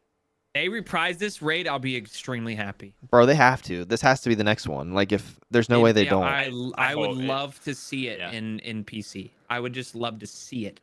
Not even really. I don't even. If I can't play it, so be it. I just want to see what it looks like on PC. It's an amazing, dude. It is a beautiful raid. I think it'd be funny if on PC they just still kept the frame errors whenever you go play against the big robot. I can't remember what it's called. The big the siege engine. Yeah. It'd be like 10 FPS because it was so much happening. I hope they just keep that. Just keep it really like jittery. Yeah, I agree. I would preface this as well too. This is A plus along with Val. Like my opinion, it's not S, but it's not A. It's a middle between. All right, last one, Mr. G, you're up. We got Root of Nightmares, Destiny 2's latest raid. Where are we putting that one, friend? I put this D tier, but purely because I think the replayability is decent compared to other raids, I'll go C. Okay. Just because I don't mind. I was gonna say it's not Eater World level. It's not. I want a raid to come out that's hard as hell to get through on day 1, and then as soon as day 2 hits, contest is off, you can just blast through it. Because I don't want to spend 20, 30 minutes sitting in the raid. So, but 2 people doing mechanic the whole time pretty much kind of sucks. The fact that you could bypass mechanics for day 1 and not have to like stun. I was like, play test your game a little bit more. And 2.5 hour clear, not ideal, but it is what it is. There you go. Well, there's the 6 fronts raid tier list. That was fun. I've never done a raid tier list, but I love that. Good. I think that was fantastic. Yeah. It's good comparing raids to each other, I love it. And now next we'll have to get some. Well, I think what I would love to see is do like a strike. I think strikes. We'll do that next with whoever. Oh yeah, dude. Any of them from D2 is in a D slot. So I already got my right. I'm just kidding. All right, G, you helped us come up with this. We're our last talking point of the night. We'll keep it short and sweet, but if we get off, it's okay. Don't feel bad if you guys have an opinion. I might end up having to go pee in the middle of this, but I like to put the pee in my pants. Do what you gotta if do, I leave, don't be offended. Chat, for those that are listening, we have a live Twitch audience every other Sunday, and if you guys want to talk about our talking points with us live, with our other viewers. Make sure you guys come in and hang out with us. And if you're listening to this on Spotify or watching us on YouTube, then just deal with our opinions. There's really not much you can do. Then go to the comment section, baby. So hot take of the week. We let our guests come up with these if they'd like to, and Mr. Gmeiners gave us a damn good one for the week, baby. Gmeiners hot take of the week is builds for endgame, specifically right now in Lightfall. If I do remember that correctly, G, if that makes sense for you, builds for endgame do not matter. G, take us to your thoughts on that. Like, how did you come up with that? What makes you think that? Give us your thoughts. For me, I wouldn't even go as far as to say it's only Lightfall. I've always felt like this. Okay. I think the three best things that you can put on are just like your primary, or if you're doing double special, so your kinetic, your energy, and your heavy, and then your exotic. And then obviously, I'm not saying don't set up to have like an optimized subclass, but I think a lot of people play the game and they think they need to have the perfect build going into like some end game piece of content, when literally like hitting left click with Forbearance is probably going to give you better healing and better ad clear than all these builds. So like Starfire is one build that I would say is an outlier, but even with Starfire, something like that, the entire build is throw that on, have fusion grenades, have Touch of Flame, and then have Empowering Rifter well. You know what I mean? So I think a lot of people go into endgame content with like a perfect build setup that's going to fall apart immediately, and just really going in and making sure you can stay alive, and then having 3 good weapons, understanding the meta for the weapons you should be running, is way better than any single build you could possibly equip. That's a tough one. And I don't necessarily disagree. And here's what I think prefaces this is the simplicity of build crafting. I think that kind of brings us to the fact that like you have your exotic and you have your weapons that are going to do majority of what we want. It's going to do ad clear, it's going to heal you, or it's going to give you volatile, or it's going to do DPS. And you've got your super, and then you got your exotic that you're wearing. And your example with Starfire Protocol, very simple. Throw on fusion nades, throw on maybe well and touch of flame, bada boom, bada bing. You don't really need to do anything else. Yeah. I don't disagree fully, but what I love is the fact that you can come up with such a specific build where so many things, you know, kind of, it's almost like a snowball effect. Like if you get a grenade kill, you get this, and then if you get that, you can now use it to get your grenade back to now do this, and then you're buffed with your weapons, and then now you get your super energy. I think that's what I love about builds in this game now, and that's what loadouts I love about loadouts now as well too, is I don't have to think about that damn shit, you know. It's there. It's a click of a button. Now I'm like, I set it, it's there, now I can use it. And then learning the rotation of that snowball effect. Like, do you throw a grenade first to get this back, and then I use my melee, and then I get a weapon buff, and then that weapon buff, as I'm getting damage, recharges my grenade? Like, what is the cycle of this build as well too, is what I like to think about. Yeah. I agree with that too. And I think there are certain builds like I don't know if you when Arc 3.0 came out, I don't know if you saw you probably did the Arc Hunter build, 1-2 punch, steam rolls through GMs. Hoyle with Titans when that came out, super strong. But I think even with those builds, even if you took them in like at their peak to something like Rudo Nightmares Day 1, I mean, if you don't know how, like a lot of those builds wouldn't need much thought, I'm sure. But if you don't know how the encounter is going to go, then those builds I think also become increasingly harder to use, where just like looking at your screen, just worrying about shooting things instead of like steamrolling with a build just becomes a better option. So that's kind of where my thought process lies with like, don't really need that much of a build. See, like I said, I understand what you're saying, and I agree, but just kind of in a sense, I agree. What are your thoughts, Luke? So coming from a guy that, like, this is gonna sound messed up. I'm kind of like vanilla Destiny. Like I kind of like. I'm not like a guy that comes from like these crazy intricate builds, because my brain doesn't work like that. Like I'm not sitting here like, all right. Honestly, I'm too lazy to read what every mod is and how they work, so I don't memorize them. I don't freaking know what they do, so I have to just watch a G's video or Gray's video on like if I'm doing a build, it is literally just like because of a YouTube video. I'm not doing it for fun. So like in my opinion, I wish there wasn't any, and I found that I haven't really used builds over the past few years. And I finish all my end game stuff. I do end game stuff just fine. Like he said, it's really just about like your actual loadout, what you're running, what super you're running, like, and Weapons. at the same time, though, like I do really now that I've been doing loadouts since they made it a little bit easier this season to do it in game. I know we could have done it in dim before, and it was like probably just as easy, but I've been testing some stuff, and what I found is it's more like niche to what like that thing is I'm doing. So like if I want to like have infinite like ability to freeze people with my new strand, like it was a strand build, like a build's probably going to be better. I mean, I'm noticing like if I don't use the build, my abilities don't refresh as fast, so I'm not going to be doing it. But if I throw on this build that has like some specific mods and stuff that help a little bit, I am able to be a little bit more efficient with the way that I'm playing. So like I think that I think they're not necessary. They don't matter, but I also think that they do make endgame a little bit more efficient, I guess. Like they make you a more efficient player in whatever that niche like build is, I guess.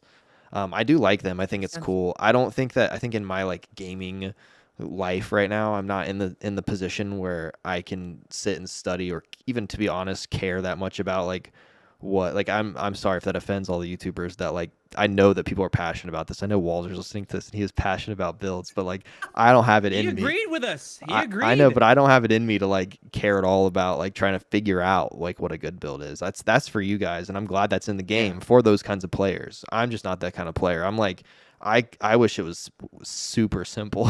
I'm a really simple kind of guy. Like if just tell me what weapons I need to run and tell me what super I need to run and what exotic armor piece I need to run, and I'm ready to go. That's kind of how I run. Yeah, makes sense. I don't. Again, I'm on the fence. I like how, and we have some people in our chat as well too talking about like it is niche, like you said, Luke. It's for what you're doing. You know, if you want to suspend people more often, then put this on and put these mods on. But it's not going to be detrimental to you. Like you're still going to be able to suspend enemies and do this and that, and probably still complete whatever you're doing. But if you want to do it more efficiently, then put this on. If you want to have infinite super or infinite, or not infinite, not infinite super, never mind. Let me take that back. Infinite like grenades or infinite melee or an infinite damage buff or something like that, then just make sure like you have this exotic on. But then hey, don't forget this mod also gives you a lot of your grenade energy back if you use this and this, that, and this and that. And then if you pair this with forbearance, it's really good for ad clear. I'm on the fence because I love it, and it's really sparked like a very different interest in this game for me, is creating these different builds. Like on my warlock, I have probably about 6 different builds right now, and all of them I'm very fond of. Like I have my Starfire. Today I created a Nezarec Sin build because I'm just like, this exotic is so cool. Now I want to go see how fast I can get my super, and I just love Void. I love volatile rounds, and it's just interesting to see how things work with one another. And I think this new simplified build crafting has helped me because I'm like Luke in this aspect. It's simple and I don't have to really put much thought into it. I can create my own build the way I want it, the way I like it. But then also not very different to other builds as well too. There's a lot of similar mods like G you're talking about. The mods, it's kind of just very obvious what you need to put on now. That makes sense. When you go 3 seasons ago, you had a well of you had your wells, your elemental wells.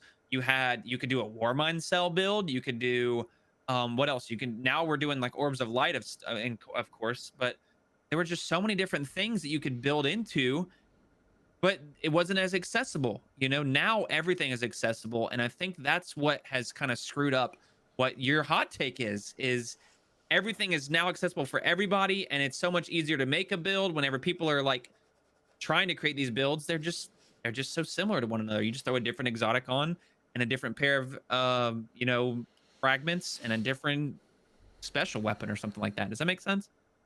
Yeah, no, that makes perfect sense. Also, I'm not saying like at the end of the day, if you have mod slots, energy, use them. You're kind of dumb if you don't put stuff in and you're like, builds suck, but yeah, I just don't think a lot of those people, I hear a lot of people and even friends tell me like, dude, you got to run this mod, you got to run this build. And I'm like, I'm going to left click with a super overpowered weapon and that's my build, so that is my hot take. I think it was a fantastic hot take. And I was very passionate about talking about that because I loved it. I was very excited to get to that as well too. So But gee, dude, I think this wraps up what we have for the night, and we just appreciate you joining us because that was a fun time, if you ask me. Yeah. You're a pleasure of a guest and a wonderful person to talk to, and I was happy that you joined us. Dude, thank you for having me on. Thanks for reaching out. I was excited to do this, so it was a blast. I've Is seen a this few your episodes before, and just first podcast you ever been on? I did one with Sherpa Phil. His was more of like a questionnaire type podcast, and Okay. I actually just on with Abontis Thursday night Oh, as dude, well. that cool. podcast Hell is yeah. great. I've been on We that love one. Abontis, yeah. That's Yeah. a long one, bro. That's like I think That's I a might. fun podcast. That's like a 4-hour Yeah. podcast usually. That's a good one, dude. Yeah, this is nothing compared to what they do. This is speed They running. sent you, Luke, you were on that one a while back, weren't you? Yeah, it was a long. It was like 3.5 Was yours hours. 4 hours? Yeah, it was long, bro. Okay, It was okay. because I it think was mine was right. 2.5. It was the week before Beyond Light, so we had just so much stuff to like speculate Yeah, and talk yeah. about. But Oh yeah. dude, Well, it was so G, nice to meet you, G. Seriously, like Right. it was an you as honor well. to chat, and like I just love this game, so we love chatting with creators who also love it, and try to do stuff on the internet with it. Right? Do you do this for a living, by the way? I meant to ask that earlier. Like, is this your full-time gig? Yeah, it's my full-time gig right now. Yeah. That's amazing. That's awesome. That's That's so awesome. cool, dude. Scary. Thank you. And I wish It you is scary. It so is scary, much yeah. luck, dude. Because you are so genuine and I love it. Yeah, thank you. Well, tell us where everyone can find you. That way we can get you out there when people watch us on YouTube's and listen to it on podcasts on Spotify and Apple. 100%. So YouTube is my main thing. We have like 60K subs over there, so we're really pushing for growth, trying to hit 100K Hell this yeah. year by the end of the year. Easy, bro. You and got that. then- And then Twitch as well. So I've been streaming a lot more on Twitch. That's where we do like the low man speedruns type of thing. Just love Yeah. hanging out with people over there as well. So just Twitch, YouTube, Twitter if you want to see some hot takes as well, and that's about it. All Awesome, things should dude. be just Gmeiners. Heck yeah, bro. And remind us if you have anything in the works. Are you doing anything special coming up soon, or a special YouTube video, special stream, anything? As of right now, I have one thing planned that I want to do revolving around. We're doing Root of Nightmare speedruns right now, so I want to try and kind of take a collection of the VODs and maybe work on a longer form project, see how that does, which isn't very typical for most of my like build and just like DPS testing videos. So I want to plan to do that, and then other than that, just stream. Heck yeah, dude. I love it. I love it. I love it. I love it. Sweet, dude. Well, everybody go follow Gmeiners if you haven't already. Yes. My name Yes. is Bearded Luke. You can find me on YouTube, youtube.com/Bearded Luke, or twitch.tv/Bearded Luke, or kick.com/Bearded Luke. Go follow me on Kick. I'm trying to make some money. Anyways, Maddox, where can we find you, bro? Twitch.tv/Maddox, and I have changed recently all my socials. They'll be at IRL Maddox because I'm doing a lot of IRL content and like motivational gym content as well too, and just kind of showing my my recovery process with kind of the whole getting back to on my feet type deal. So again, recently recovering from knee surgery, doing a lot better. I'm in physical therapy for my shoulder and my knee, and just kind of showing off that process that people can and eventually will get over the hurdles that life brings them. So Heck yeah, brother. All right, everybody, you just heard the Six Fronts podcast, episode 9. It was freaking awesome. Our next guest, you made it to the end, and if you make it to the end, you usually get to hear who the next guest is. Our next guest is Aki and Fam. Such a cool dude. He streams like with his daughter, with his kids, with his wife. He plays Destiny. I've met him a long time ago. Really close friend of ours. A really cool content creator in the Destiny world in a different family-friendly way. So we're going to be finally having him on the podcast in a couple weeks. But until then, thank you so much for watching, listening, chatting. And we will see you guys next time. Gmeiners, you're awesome. We love you guys. Bye, bye, bye, bye, bye. I don't know. Bye, bye, bye, bye. I don't know how to rate anyone because I'm not connected to it. So I'm just going to end the stream. All right. Bye. Goodbye, everybody. Peace.